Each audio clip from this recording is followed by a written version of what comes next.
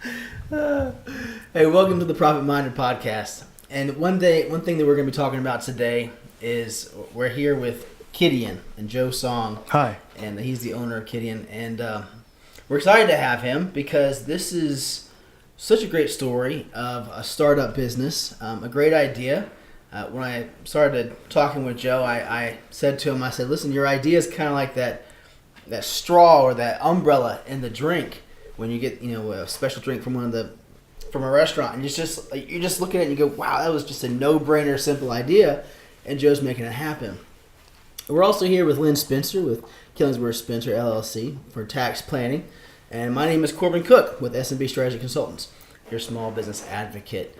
So Joe, kick us off a little bit and tell us about Kidian, and tell us how long have you been running Kidian, and a little bit about who you are. Yeah, thank you, Corbin. I'm very happy to be here. So, my name is Joe Song. I'm one of the founders of Kidian. Kidian, simplest way to think of it is an app for kids' parties.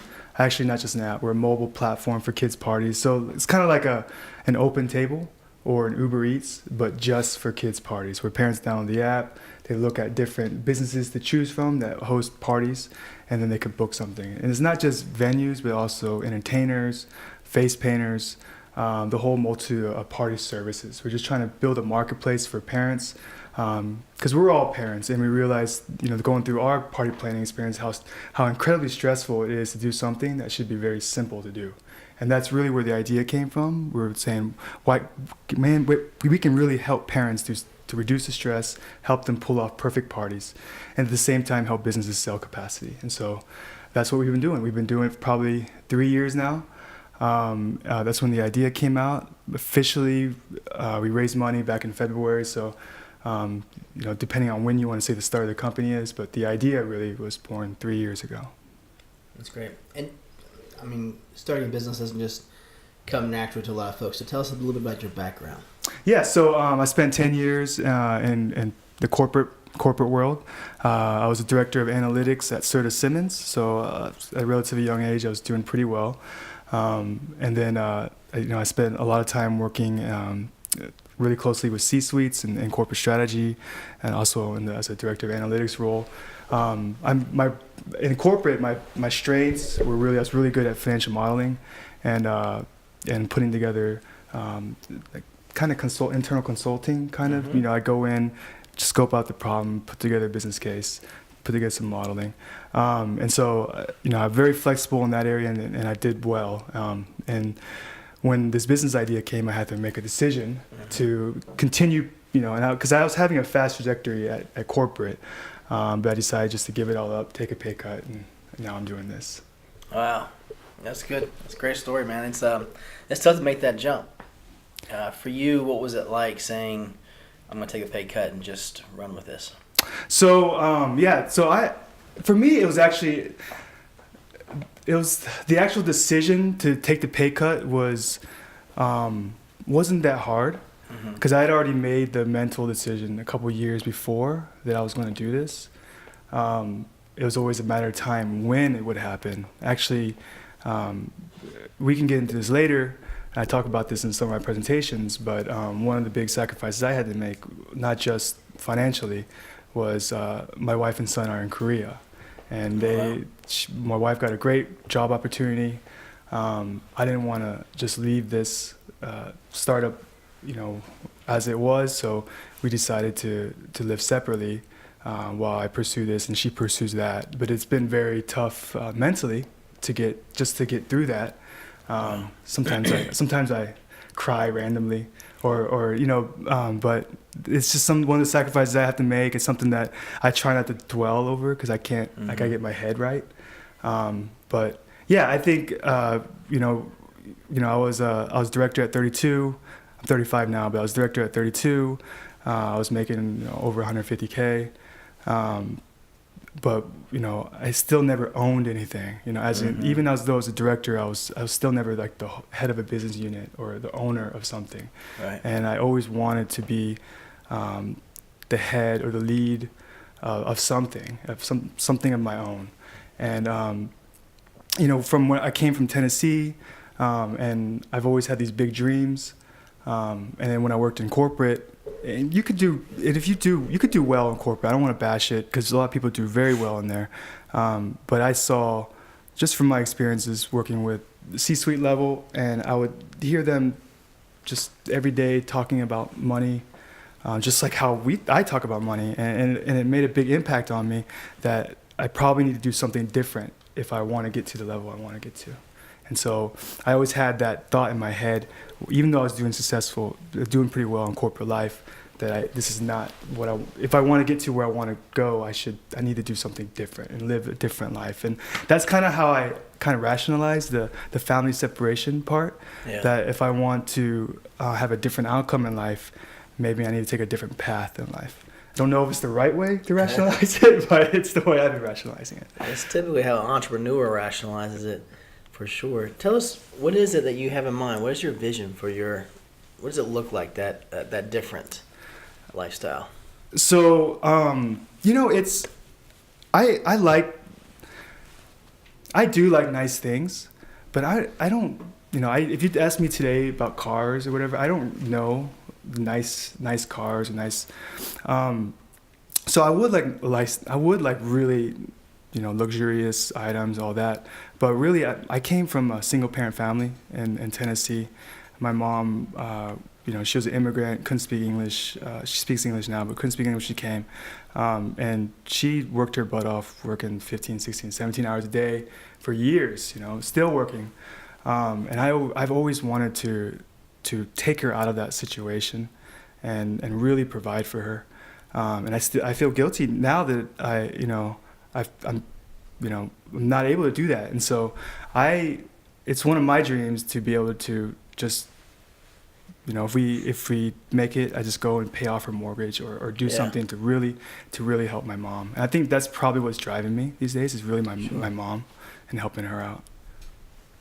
That's great. Yeah, it's tough. All right, so making this jump, you're an analytics guy. Mm-hmm. So not to mention you're a finance analytics guy. Yep.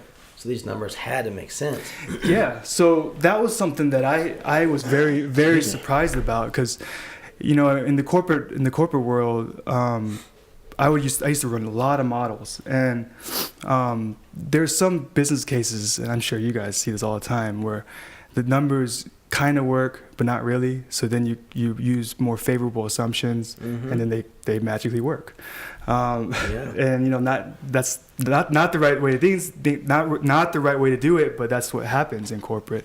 But when I was doing the financial modeling for my business, I was shocked by how great the numbers kept coming out. As in like the gross margins, and even though it takes a while to scale, but after you scale the different financials, and it took me a long time to even, because I thought I was missing something in my numbers, because they were just so great. And even though I was good at financial modeling, I was doing it for big, large corporations. So it's a different model versus a startup. So I always had this fear that I was doing something, missing a huge cost somewhere. And so I'd bounce it off of other startup friends. I had all these discussions, and then I came to the realization, like, no, I'm not missing anything. This is actually a really great opportunity. The kids' party market is $10 billion market. A lot of people don't realize how large it is. 3 years ago, no one was doing this. Yeah. Now there's a large competitor, but 3 years ago, no one was doing it. And so we were like, man, we might have something here. And that's, it's a large market, pricing is very large, it's high too, and weak competitors, and we have funding. So, and that's the reason why it was easier for me to quit my job and everything. I just going after it. Wow. I wanted to interject here. As a person also involved in a long distance relationship, I find owning an own business challenging, but in the same sense rewarding, because I can put those 14, 17-hour days in and not affect the relationship.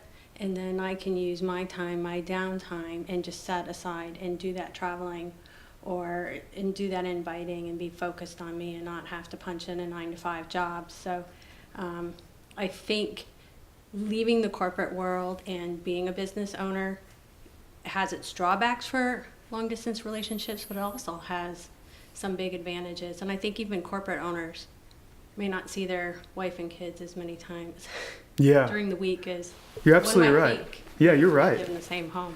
It gives me a lot more flexibility. I don't have to take my son to school, right? Or even though I want to do it, but it's all time. It takes a lot of time to do all those things.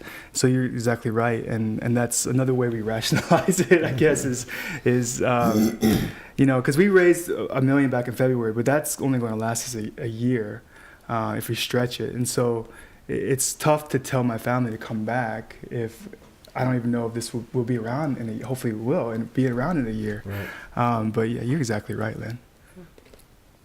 Yeah, so I mean, I'm very excited about the Kidian story. We've been working on the idea for 3 years now. We already have 150 businesses in our network.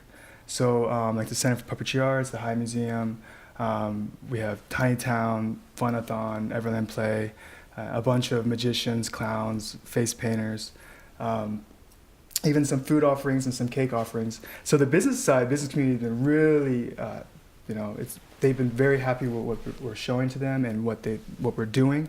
And now these days is we're spending a lot of time and stress and doing a lot of testing on the marketing side, reaching the parents, building our brand.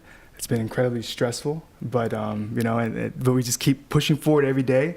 And it's always weird that I joke about it, but it's always like, we'll get it, but we gotta get it before we run out of money. Yeah. So yeah, tell me a little bit about what are you doing for marketing right now?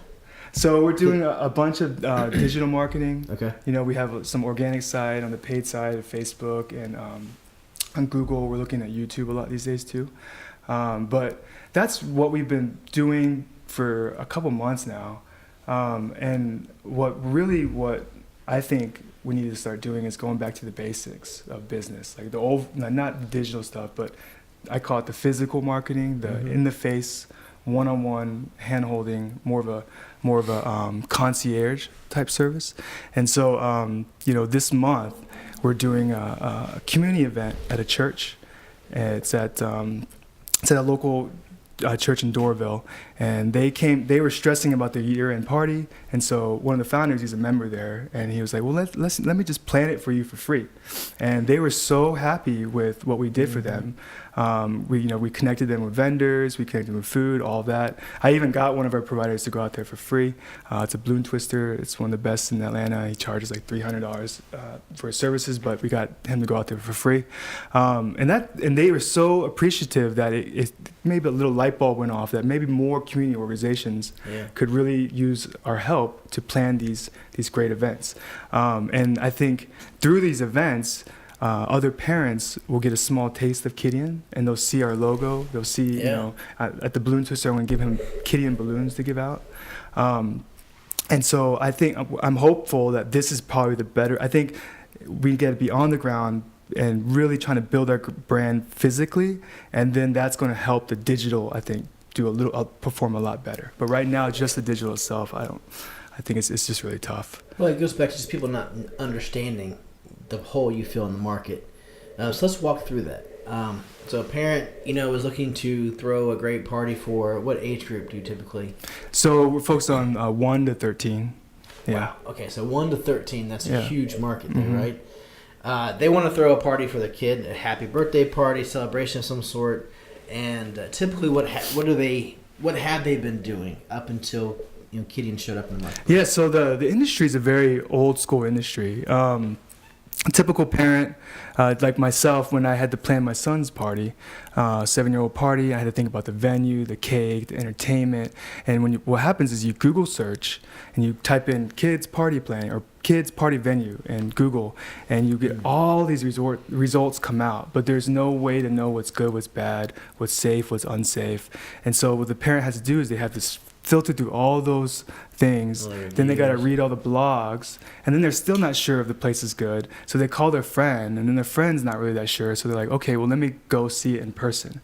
And so with me, my wife was doing her PhD at Georgia Tech, so I had to watch my son on the weekends, and so I had to drag him to one of the venues to check it out. And then he didn't want to just go in and out, right? He wanted to play when we were in there. So he played for an hour while I was just sitting and then whatever reason we didn't like it, so then we had to check out the next place. And then same thing, Daddy, I want to play the video game. And I had to drag him back out, and he's crying. And for a parent, you go through all these different things, and it's just so stressful. And then you got to take your son and drag him around town. And what should take, a few clicks of the button ends up taking hours and hours or even multiple days. And so we were like, why can't we build a technology to help alleviate this? And that's why we built Kiddin. Wow. So you and your wife both came to that conclusion? No, my friend actually came up with the idea, their Okay. co-founder. And when he brought it up to me, I immediately understood Yeah, from sure. my 'Cause you had own just gone experience. through it. Exactly, from my own experiences. Okay, so the typical experience is painful. Yeah. It's more time consuming than it should be. And you're still not sure what level of quality or safety you're getting. Mm-hmm. All right, so that was before Kidian. Mm-hmm. Now that Kidian's in the marketplace and they're there to help out, now what do the parents do? Somebody who's aware of who you are, what is their experience, and what is their process? So, are we talking about the hand-holding process that we talked about a No, second let's ago? just say or that typical? let's fast forward 5 years Okay, from now. Kidian's a household name. Yeah. It's like every year it's about the Kidian party. So now what is now happening now that the parent is familiar and understands All the they got process? to do is download the app. They scroll, just like Uber Eats or OpenTable, download the app. You scroll through different party options. You can see reviews and pictures and pricing. You click into a profile. You can see pictures, reviews, and then you can just book right away through the platform. And so they can book the clown, the Mhm. face painter, the bouncy house, Mm-hmm. and they're starting to see the price tag, right? Yep, exactly. And they do it based upon how many kids they might have? Yes, you can have based off number of kids. Also, some places, like let's say the bouncy house, if Mhm. you're located far from them, there's like travel upcharges, but that's automatically calculated based Oh. off of the location. We're trying to make it an all-inclusive platform. Right now, the easiest way to explain to people is the open table Yeah. example. But really, we're different in that we have all the other services. It's a one-stop shop. Yeah. It's the entertainment plus the cakes plus the food plus goodie bags if you need that as well. I mean, I love the idea of being able to get excited about throwing a party for my child and then being able to just select different awesome options, right? Yeah.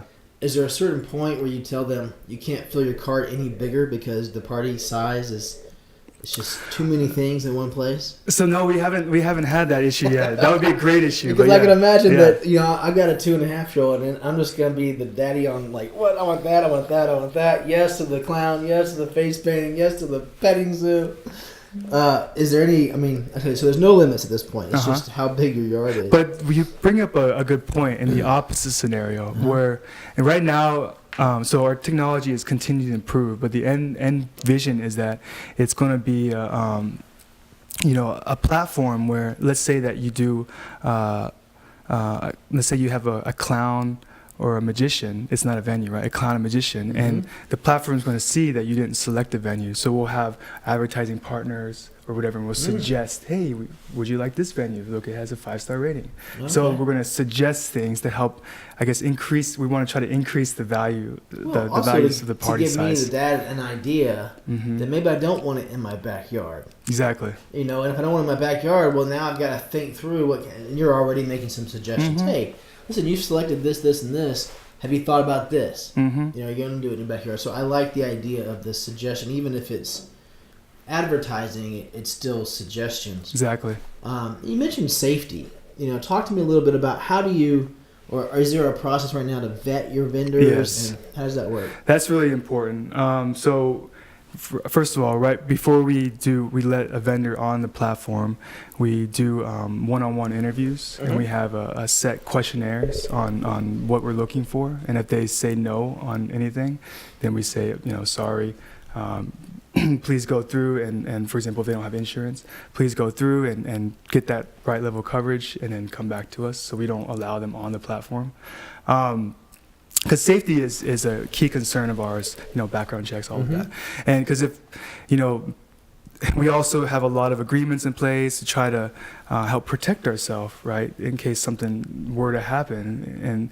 But it's an industry that it's something that, it's very important to us that we have a lot of options that are safe, not just fun, but are safe for the parents to choose from.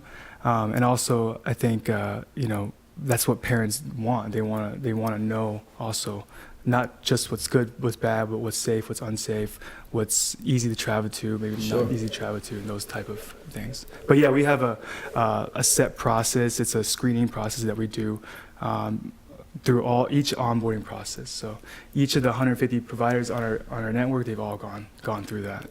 Wow, that's awesome. So that really does knock out that safety feature. Yeah. Yep. Which I would think, I mean, a bouncy house, I mean, any of those things scare me. You know, you never really know, A, are they clean? Is it a reputable company? Mm-hmm. And then, of course, if something goes wrong, what goes wrong? There's one bouncy house we told them no because, I mean, I was surprised because they did a really high volume of parties, but they didn't have any insurance coverage. And so we just told them sorry because, you know, nothing has happened yet, but bouncy houses aren't the safest thing. And so you could see probably something could happen and they don't have insurance and, Sure. you know. What are some of the, I don't know, do you know of any horror stories or scary stories that have happened, mishaps of choosing a vendor that maybe hadn't gone through some sort of vetting process with you guys? Oh, there's been some, some close calls. I know, not from us. There was I think maybe a couple years ago, there was a game truck in Atlanta that had some improper processes, and so whoever did that party that day didn't follow the process, and one key step was he was supposed to open some area, and he didn't open it, so all like 10 kids had to go to hospital for carbon monoxide poisoning. And that could have been really bad, right? Luckily it was just no one died, but that's a horror story in itself. If you have these companies that aren't reputable and don't have these hard processes, and they can endanger the kids. I guess, on top of just being safe, you really want reliability. Mm-hmm. Right? I mean, if you're going to set this up, you're going to have someone come out and be part of your kid's party, you don't want to be waiting and then not show up. How prevalent is that in the industry? So that's not as prevalent as you would think, but it happens. The reason I say it's not as prevalent as you think is because birthday parties are the time is so sensitive. Yeah. If you say 2 to 3 and you come at 2:30, you might have missed the whole party already. And so the industry, everyone is very sensitive about trying to be early or be there at that time. But I've actually stopped short of putting that in our contracts, but I've been thinking about putting it in our contracts about, we have a behavior clause in our contract, so it covers it there. But I'm thinking about actually specifically saying, if you're late one time, you get a certain ding. Right now, I have it that if they have these actions that don't help the ecosystem, the platform, such as this, then we can kick them off the platform. But I think I need to be a little bit more granular in that policy. Yeah, something we were talking about when we first got to know each other was, when parents come to you, they have the question of, is it going to cost me more to use Kidian? Mm-hmm. Tell us a little bit about how the parent pays or doesn't pay for this. Yeah. So the platform is all, so all 3 founders are parents, and so we built the platform catering to parents. So yes, businesses are very important to us. I don't want to say that we don't think businesses are important, but parents are our ultimate priority if you had to rank them. And so the platform, all 3 founders are parents, so the Kidian is for parents by parents. Because that's really important, because for parents, we wanted to have it so it's free. We want the app to be free for parents. We didn't want them to worry about how to download, pay a price just to even use the app. So everything's free. But another thing is we put in these great guarantee policies. We call it the Kiddin Guarantee, and there's a 3-part to the Kiddin Guarantee. There's the price match guarantee. So the parent knows that on Kidian, they'll have the lowest price anywhere. And we have that in our contracts with the vendors that they cannot put a higher price on Kidian. They need to have the same price or lower on Kidian. We also have a 48-hour cancellation policy. So let's say the parent books, they change their mind, they can cancel with no penalty at all within 48 hours. And then the last part of the guarantee is an experience guarantee. So if anything goes wrong, if you're not happy for any reason, we will work with the provider, we will work with the parent to make it right. And we know that some parents will probably try to game us on that experience guarantee, but we really feel like it's important to help the customer feel secure when they're booking the party, that we will have their backs. And so we really like, and that's one area that I think we need to talk about more often, because we don't. So I'm very glad that you asked that, Corbin. So because it's a free app to use, the pricing that you'll get on Kidian it's going to be the lowest you'll see anywhere else. You have a free cancellation policy, and we have an experience guarantee to cover all these different aspects. Is there a minimum? Like if I just wanted a face painter for whatever reason, we're going to do movies, pizza, but I really wanted a face painter. My little girl is blah, blah, blah, whatever the case is. Booking a face painter through you guys because I want all the things of someone who's reputable, someone's going to show up, all those things. But it's not I'm not getting the bouncy house and the petting zoo and all the stuff that you might extra. Is there a minimum? There's no minimum. So the average party is about $370. What I see on the platform, typically I'll see anywhere from $300 to $500, but there are a lot of options that are around the $200 range, and that would be like a face painter. A face painter for usually it's about a 2-hour slot, and it's about $200. Okay, well, that's pretty awesome. And we're actually but we're actually thinking about the no minimum thing because we don't have a minimum, but it's interesting because we've even been thinking about cakes, because you know how we're bringing cakes. I could see a use case where maybe even cakes become really popular, where people are using our app just to see different birthday cakes and different whoever's offering them. I was in a Publix a couple months ago, and I saw these 2 little girls running through the front door and dragging their dad with them. And the first thing they went to was the cake directory, and just looking at the different cakes and what's options. And that really got me thinking, what if we could have something similar on Kidian? So yeah, there's no minimum. We're even thinking about just having one cake getting sold at a time too.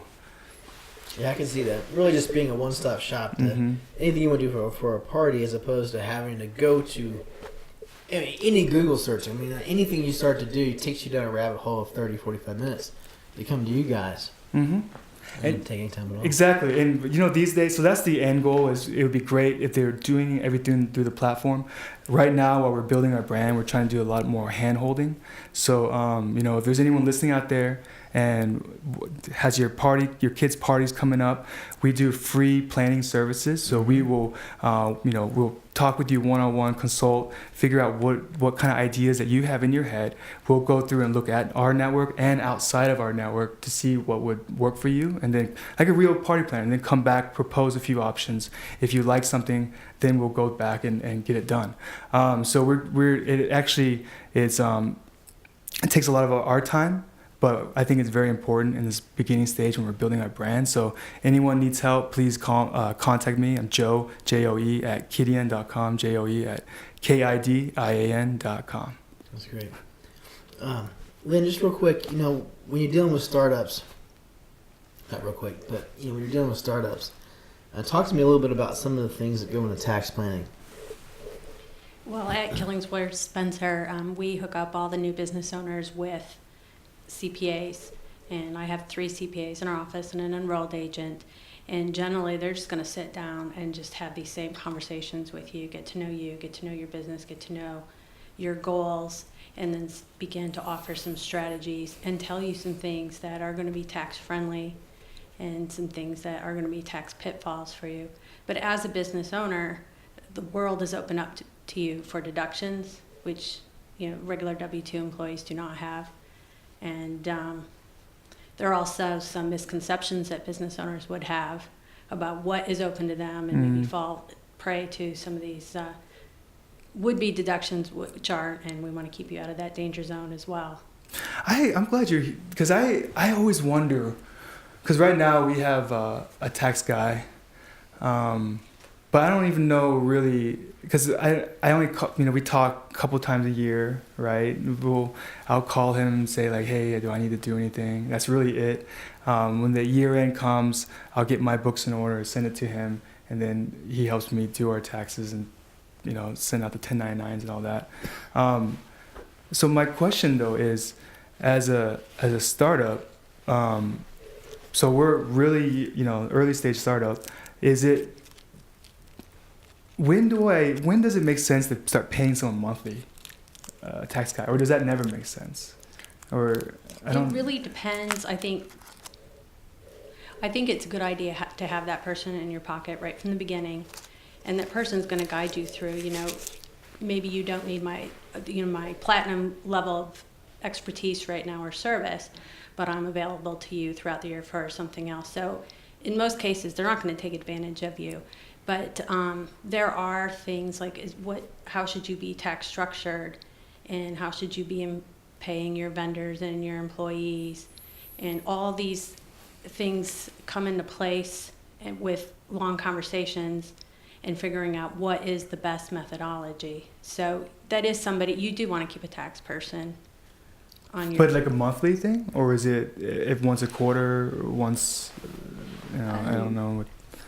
We have clients that we will deal with on monthly, quarterly, semi-annual, and daily, and the just annual basis.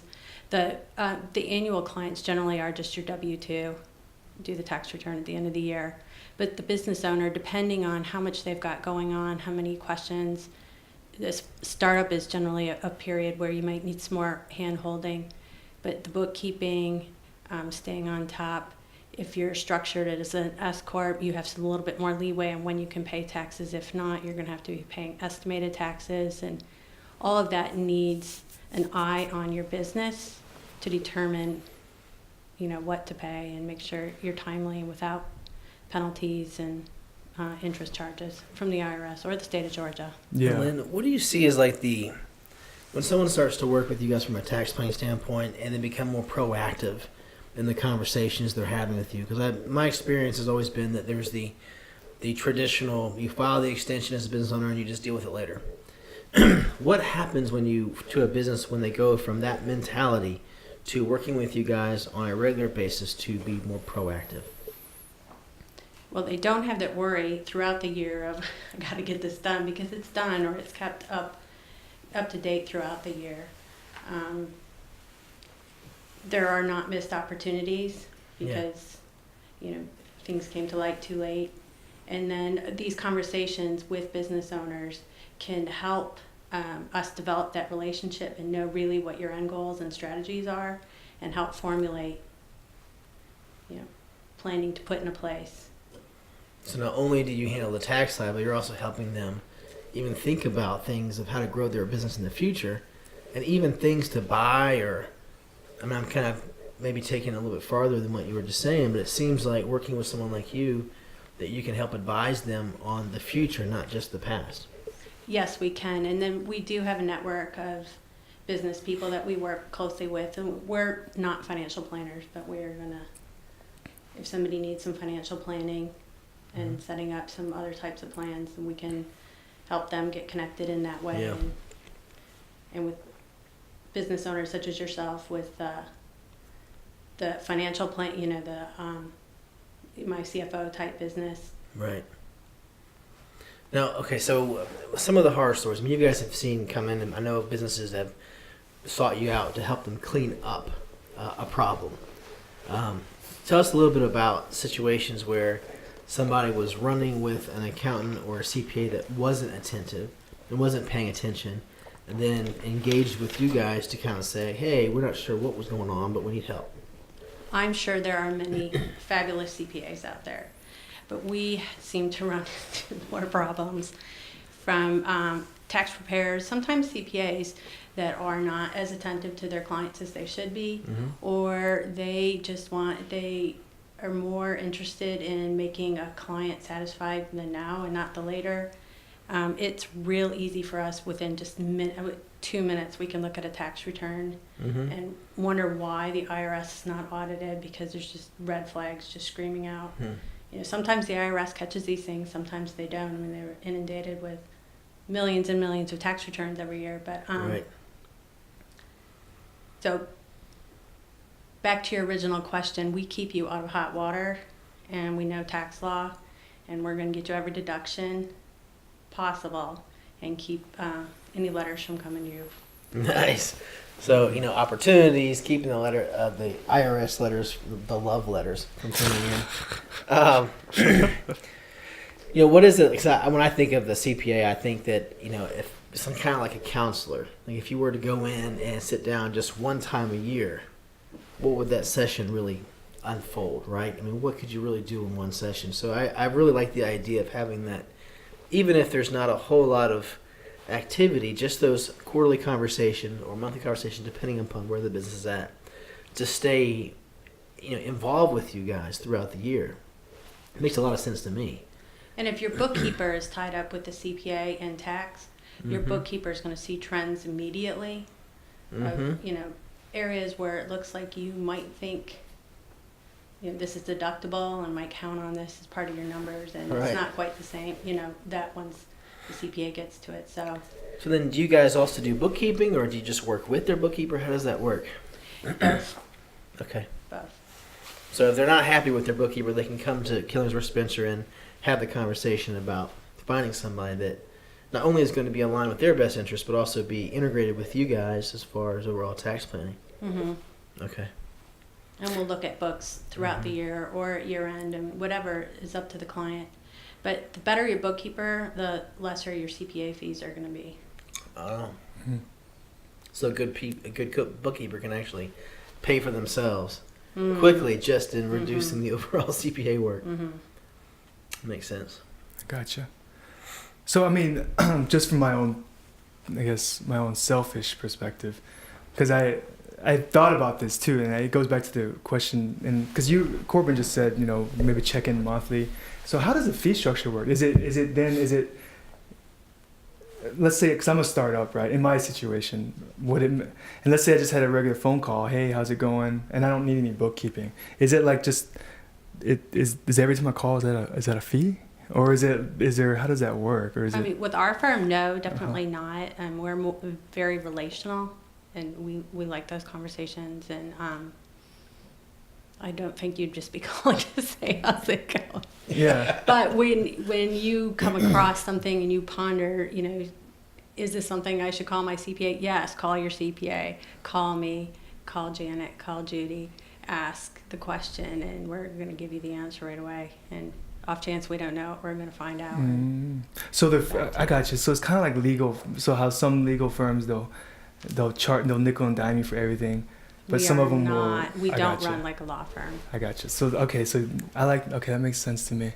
I love our lawyer, but sometimes I call him and I'll get like an invoice for $60. I'm like, what? A 3-minute phone call. Yeah, like, what? Come on. But he's so good, so I don't, I keep it going, but it's a little annoying. I know you don't even want to ask how they're doing.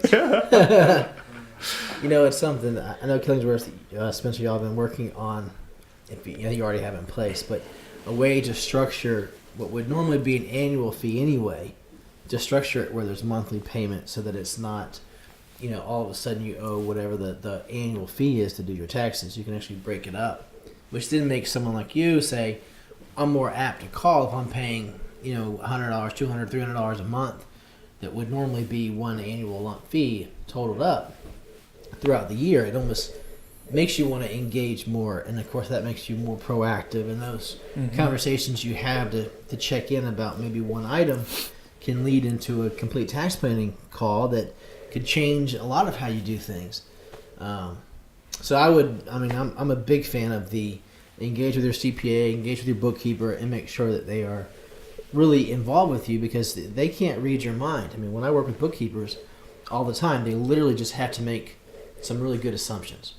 And when you're involved with them on a weekly or monthly call, those kind of assumptions are more accurate, which of course gives you all the benefits and opportunities that you might miss.